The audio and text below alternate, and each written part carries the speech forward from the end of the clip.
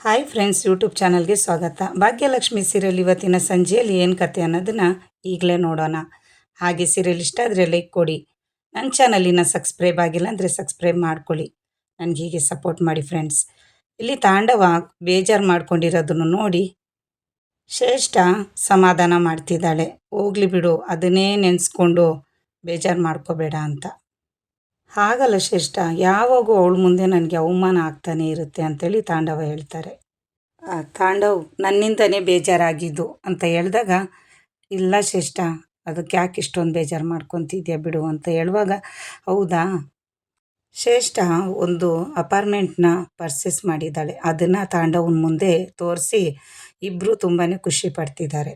ತಾಂಡವ್ ಹೇಳ್ತಾರೆ, ವಾವ್, ತುಂಬಾ ಖುಷಿ ಆಯಿತು, ತುಂಬ ಚೆನ್ನಾಗಿದೆ ಅಂತ. ಇದೇ ಖುಷಿಗೆ ಕಾಫಿ ಕುಡ್ಕೊಂಡು ಬರೋಣ ಬಾ ಅಂತ ಹೇಳಿ ಹೊರಡ್ತಾರೆ. ತಾಂಡವ್ ಶ್ರೇಷ್ಠ ಹೊರಗಡೆ ಬಂದ ಮೇಲೆ ಹೊರಗಡೆ ನೋಡ್ತಿರುವಾಗ ಆಫೀಸ್ ಒಳಗೆ ಭಾಗ್ಯ ಹೋಗೋದನ್ನು ನೋಡಿ ಶಾಕ್ ಆಗ್ತಾರೆ. ಇವಳಿಗೆ HR ಜೊತೆಲಿ ಏನು ಕೆಲಸ, ಇಲ್ಲಿ ಏನು ಮಾಡ್ತಿದ್ದಾಳೆ ಅಂತ ತಾಂಡವ್ ಹೇಳುವಾಗ, ಅದೇನು ತಾಂಡವ್ ನನಗೂ ಗೊತ್ತಿಲ್ಲ ಅಂತ ಶ್ರೇಷ್ಠ ಹೇಳ್ತಾಳೆ. ತುಂಬ ಸೀಕ್ರೆಟಾಗಿ ಮಾತಾಡಿಕೊಂಡು ಭಾಗ್ಯ ವಾಪಸ್ ಹೊರಡುವಾಗ ತಾಂಡವು ಭಾಗ್ಯನ, ಎಮ್ಮೆ ಇಲ್ಲೇನು ಮಾಡ್ತಾ ಇದೆಯಾ ನಮ್ಮ ಆಫೀಸಲ್ಲಿ ಅಂತ ಕೇಳ್ತಾನೆ. ಇಲ್ಲಿಗೆ ಯಾಕೆ ಬರೋಕೋದೆ ನೀನು ಅಂತ ತಾಂಡವ್ ಕೇಳುವಾಗ, ಯಾಕೆ ತಾಂಡವು, ನಿಮ್ಮ ಆಫೀಸಿಗೆ ಬಂದಿದ್ದಕ್ಕ ಯಾಕೆ ಇಷ್ಟೊಂದು ಕೋಪ ಮಾಡ್ಕೊತಿದ್ದೀರಿ ಅಂತ ಕೇಳ್ತಾಳೆ ಭಾಗ್ಯ. ಶ್ರೇಷ್ಠ ಹೇಳ್ತಿದ್ದಾಳೆ, ಭಾಗ್ಯಮ್ಮ ಸಮಾಧಾನವಾಗಿ ಕೇಳ್ತಿದ್ದೀನಿ, ಇಲ್ಲಿಗೆ ಯಾಕೆ ಬಂದಮ್ಮ ಅಂತ ಕೇಳ್ತಾಳೆ.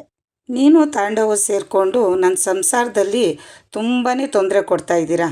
ಅಷ್ಟು ಸಾಲದು ಅಂತ ಹೇಳಿ, ಬರೀ ನೀವು ಸಾಲದು ಅಂತ ಹೇಳಿ ಕನಿಕನ್ನು ನಿಮ್ಮ ಜೊತೇಲಿ ಸೇರಿಸ್ಕೊಂಡಿದ್ದೀರಾ. ನಿಮ್ಗಳ ಕಷ್ಟನ ನನ್ನ ಕೈಲಿ ನೋಡೋಕ್ಕಾಗ್ತಿಲ್ಲ ಅಂತೇಳಿ ಭಾಗ್ಯ ಹೇಳ್ತಾಳೆ. ತಾಂಡವ ಹೇಳ್ತಾನೆ, ಬಿಲ್ಡಪ್ ಸಾಕು ಕಣೆ, ವಿಷಯಕ್ಕೆ ಬಾ ಬೇಗ ಅಂತ ಹೇಳ್ತಾನೆ. ಅಷ್ಟರಲ್ಲಿ ಬೇಕು ತಾಂಡವರೇ, ಬಿಲ್ಡಪ್ ಎಲ್ಲ ಬೇಕು ಅಂತೇಳಿ ಭಾಗ್ಯ ಹೇಳ್ತಾಳೆ. ಪಾಪ ನಿಮ್ಮ ಕಷ್ಟಗಳನ್ನೆಲ್ಲ ನೋಡೋಕ್ಕಾಗ್ತಾ ಇಲ್ಲ, ಅದಕ್ಕೆ ನಿಮ್ಗಳಿಗೆಲ್ಲ ಸುಲಭ ಮಾಡಬೇಕು ಅಂತೇಳಿ ನಾನು ಒಂದು ನಿರ್ಧಾರಕ್ಕೆ ಬಂದಿದ್ದೀನಿ ಅಂತ ಅಲ್ಲಿಂದ ಭಾಗ್ಯ ಹೊರಡ್ತಾಳೆ. ಇಲ್ಲಿ ಮನೆಗೆ ಬಂದ ಮೇಲೆ ಭಾಗ್ಯಗೆ ಎಲ್ಲರೂ ಕೇಳ್ತಾರೆ, ಅತ್ತೆ ಮಾವ ಮಕ್ಕಳೆಲ್ಲ. ಹೋಗ್ಬಿಟ್ಟು ಬಂದು ಹೇಳ್ತೀನಿ ಅಂತ ಹೇಳ್ದೆ ಅಲ್ಲ ಭಾಗ್ಯ, ಹೇಳು ಅಂತ. ಎಲ್ಲರೂ ಖುಷಿಯಾಗಿ ಭಾಗ್ಯ ಒಳ್ಳೆ ಸುದ್ದಿನ ಹೇಳ್ತಾಳೆ ಅಂತ ಎಲ್ಲ ಮಕ್ಕಳೆಲ್ಲ ಎದುರು ನೋಡ್ತಾ ಇರ್ತಾರೆ. ಭಾಗ್ಯ ಏನಾಯಿತು ಅಂತ ಹೇಳಿ ಹೇಳಮ್ಮ ಅಂತೇಳಿ ಅತ್ತೆ ಕೇಳುವಾಗ, ಎಲ್ಲ ನಾಳೆ ಗೊತ್ತಾಗುತ್ತೆ ಅಂತೇಳಿ ಭಾಗ್ಯ ಹೇಳ್ತಾಳೆ. ಸೋಲೆ ಗೆಲುವಿನ ಸೋಪ ಅಂತ ಹೇಳ್ತಾರೆ ಅಲ್ಲ, ಅದು ನನ್ನ ಜೀವನದಲ್ಲಿ ನಾಳೆ ಆಗುತ್ತೆ ಅಂತೇಳಿ ಭಾಗ್ಯ ಹೇಳ್ತಾಳೆ. ಎಲ್ಲರೂ ನನ್ನ ಮೇಲೆ ಕಲ್ಗಳ ಎಸ್ತರು, ಆ ಕಲ್ಗಳನ್ನೇ ನಾನು ಮೆಟ್ಲು ಮಾಡಿಕೊಂಡು ಮೇಲ್ಕೋದೆ, ಮುಂದೆ ಸಾಕ್ತಾ ಇದ್ದೀನಿ ಅಂತೇಳಿ ಭಾಗ್ಯ ಹೇಳ್ತಾಳೆ. ಅಷ್ಟರಲ್ಲಿ ನಾಳೆ ಎಲ್ಲರೂ ನೀವು ನನಗೆ ಸಪೋರ್ಟ್ ಆಗಿರಬೇಕು, ನೀವು ಮಕ್ಳಿಗೂ ಕೂಡ ಹೇಳ್ತಾಳೆ ಸ್ಕೂಲ್ಗೆ ಹೋಗಬೇಡಿ ಅಂತ. ಅಷ್ಟರಲ್ಲಿ ಪೂಜಾ, ಅಕ್ಕ ನನಗೆ ಅಂತೂ ರಜೆ ಸಿಗಲ್ಲ, ಹೊಸ್ದಾಗಿ ಕೆಲ್ಸಕ್ಕೆ ಹೋಗಿದ್ದೀನಿ ಅಂತ ಕೂಡ ಹೇಳ್ತಾಳೆ.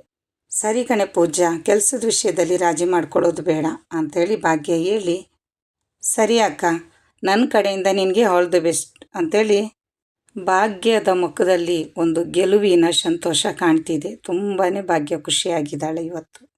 ನಾಳೆ ಇಡೀ ಸೂರ್ಯವಂಶದ ಮನೆತನಕ್ಕೆ ಇದು ತುಂಬ ದೊಡ್ಡ ವಿಷಯ ಇದು ಅಂತೇಳಿ ಭಾಗ್ಯ ಹೇಳ್ಕೊಂಡು ಖುಷಿ ಪಡ್ತಿದ್ದಾಳೆ. ಭಾಗ್ಯ ಸಂತೋಷನ ಮನೆಯವರೆಲ್ಲ ನೋಡಿ ತುಂಬಾ ಖುಷಿ ಪಡ್ತಾ ಇದ್ದಾರೆ. ಹಾಗೆ ಮಕ್ಕಳು ಕೂಡ ತುಂಬಾ ಖುಷಿಯಾಗಿದ್ದಾರೆ. ವಿಷಯ ಏನನ್ನೋದು ಗೊತ್ತಿಲ್ಲ, ಆದ್ರೂ ಅವಳ ಮುಖದಲ್ಲಿರುವಂಥ ಸಂತೋಷನ ನೋಡಿ ತಾಯಿಗೆ, ಮಕ್ಕಳಿಗೆ, ಅತ್ತೆ ಮಾವನಿಗೆ ಎಲ್ರಿಗೂ ಖುಷಿ ಆಗ್ತಿದೆ ತುಂಬಾ. ಭಾಗ್ಯ ಮನೆಯಲ್ಲಿ ಮನೆಯವರೆಲ್ಲರೂ ಖುಷಿಯಾಗಿದ್ದಾರೆ, ಮಕ್ಕಳೆಲ್ಲರೂ. ಆದರೆ ಇಲ್ಲಿ ತಾಂಡವ ಕಾರಲ್ಲಿ ಕೂತ್ಕೊಂಡ್ಬಿಟ್ಟು ಯಾಕೆ ಅವಳು ಆಫೀಸಿಗೆ ಬಂದಿದ್ಲು ಅಂತೇಳಿ ತುಂಬಾ ಟೆನ್ಷನ್ ಮಾಡಿಕೊಂಡು ಮಾತಾಡ್ತಿದ್ದಾರೆ ಶ್ರೇಷ್ಠ ಹತ್ರ. ಅಲ್ಲ, ನಮ್ಮ HR ಹತ್ರ ಮಾತಾಡೋದು ಅದೆಂಥ ಕೆಲಸ ಅಂತೇಳಿ, ಶ್ರೇಷ್ಠ ನಾನು ಹೇಳಿದ ಕೆಲಸ ಮಾಡ್ದಾ, HR ಹತ್ರ ಕೇಳ್ದ ಅಂದಾಗ ಶ್ರೇಷ್ಠ ಹೇಳ್ತಾಳೆ, ಕೇಳಿದೆ ಕಣೋ, ಅವನೇನು ದೊಡ್ಡದಾಗಿ ಸೀಕ್ರೆಟ್ ಅಂತಾನೆ. ಇಲ್ಲ ಶ್ರೇಷ್ಠ, ಹೇಗಾದರೂ ಮಾಡಿ ತಿಳ್ಕೊಳ್ಳೇಬೇಕು ಅಂತ ಹೇಳಿ ಇಬ್ಬರು ಮಾತಾಡ್ಕೊತಾರೆ. ಶ್ರೇಷ್ಠ ಮತ್ತು ತಾಂಡವ್ ಇಬ್ಬರೂ ಆಫೀಸಿಗೆ ಬಾಸ್ ಬಂದಿರೋದನ್ನು ನೋಡಿ ಮಾತಾಡ್ಕೊಂಡು ಹತ್ರ ಬರ್ತಿದ್ದಾರೆ. ಬರೋ ತಿಂಗಳು ಬರ್ತೀನಿ ಅಂದರು ಬಾಸು, ಇವಾಗಲೇ ಬಂದುಬಿಟ್ಟಿದ್ದಾರಲ್ಲ ಅಂತ ಆಫೀಸಲ್ಲಿ ಕೆಲಸ ಮಾಡ್ತಿರೋರ ಹತ್ರ ಕೇಳುವಾಗ, ಏನೋ ಅರ್ಜೆಂಟಾಗಿ ಕೆಲಸ ಇತ್ತಂತೆ ಅಂತ ಹೇಳ್ಬಿಟ್ಟು ಅವರು ಹೋಗ್ತಾರೆ. ಬಾ ಹೋಗಿ ಚೆಕ್ ಮಾಡೋಣ ಅಂತ ತಾಂಡವ ಕರೀತಾನೆ.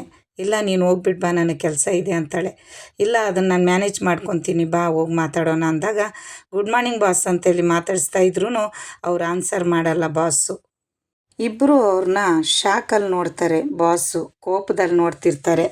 ಸರ್ ನೀವು ನೆಕ್ಸ್ಟ್ ವೀಕ್ ಬರ್ತೀನಿ ಅಂತ ಹೇಳಿದ್ರಲ್ವಾ ಅಂತ. ಹೌದು, ಏನೋ ಕೆಲಸ ಇತ್ತು ಅದಕ್ಕೆ ಬಂದಿದ್ದೀನಿ ಅಂತ ಹೇಳಿ ಅವ್ರ ಹತ್ರ ಏನು ಮಾತು ನಡ್ರಿ ಅಂತೇಳಿ ಬಾಸ್ ಹೆಂಡ್ತಿ ಹೇಳಿ ಕರ್ಕೊಂಡೋಗ್ಬಿಡ್ತಾಳೆ. ಇಲ್ಲಿ ತಾಂಡವನ್ಗೆ ಅಂತೂ ಫುಲ್ ಟೆನ್ಷನ್ ಆಗಿಬಿಟ್ಟಿರುತ್ತೆ. ಅಷ್ಟರಲ್ಲಿ ಶ್ರೇಷ್ಠ ಕೆಲಸ ಮಾಡ್ತಿರೋ ಹುಡುಗಿ ಹತ್ರ ಎಲ್ಲ ವಿಷಯ ತಿಳ್ಕೊತಾಳೆ. ಇಲ್ಲಿ ತಾಂಡವ ತುಂಬಾ ಟೆನ್ಷನಲ್ಲಿರುವಾಗ ಶ್ರೇಷ್ಠ ಬಂದುಬಿಟ್ಟು ಹೇಳ್ತಾಳೆ, ಬಿಡು ತಾಂಡವ್, ಅದನ್ನೇ ಯೋಚನೆ ಮಾಡ್ತಾ ಇದೆಯಾ, ಟೆನ್ಷನ್ ತೊಗೊಳ್ತಿದ್ಯಾ ಅಂತಾಳೆ. ಇಲ್ಲ ಶ್ರೇಷ್ಠ, ಅವ್ರು ಯಾಕೋ ಮುಖ ತೀರ್ಸ್ಕೊಂಡು ಹೋದ್ರು ನನ್ನ ಹತ್ರ, ಅವರು ಹಂಗೆ ಮಾಡಿದ್ರು ಅವ್ರ ವೈಫು ಹಂಗೆ ಮಾಡಿದ್ರು ಅಂತಾಗ ಅದೇ ಟೆನ್ಷನಲ್ಲಿದೆಯಾ, ಇದೇನಿಲ್ಲ, ಇಲ್ಲಿ ಒಂದು ಕ್ಯಾಂಟೀನ್ ಓಪನ್ ಮಾಡ್ತಿದ್ದಾರೆ, ಅದಕ್ಕೋಸ್ಕರ ಬಾಸ್ ಬಂದಿರೋದು, ಅವರೇನು ತುಂಬ ಬೇಕಾದವ್ರಂತೆ ಕ್ಯಾಂಟೀನ್ ಓಪನ್ ಮಾಡ್ತಿರೋರು ಬಾಸ್ಗೆ, ಅದಕ್ಕೆ ಬಂದಿರೋದು ಅಂತ ಹೇಳ್ತಾಳೆ. ಒಳಗೆ ಬಂದು ನೋಡಿದರೆ ಎಲ್ಲ ಅರೇಂಜ್ಮೆಂಟ್ ನಡೀತಾ ಇರುತ್ತೆ. ಮನೆಯವರು ಕೂಡ ಬಂದಿರ್ತಾರೆ. ಮಗನ್ನ ನೋಡಿ ತಾಂಡವ ಶಾಕ್ ಆಗ್ತಾನೆ. ಇದೇನು ಇವನು ಇಲ್ಲಿಗೆ ಬಂದುಬಿಟ್ಟಿದ್ದಾನಲ್ಲ ಅಂತ.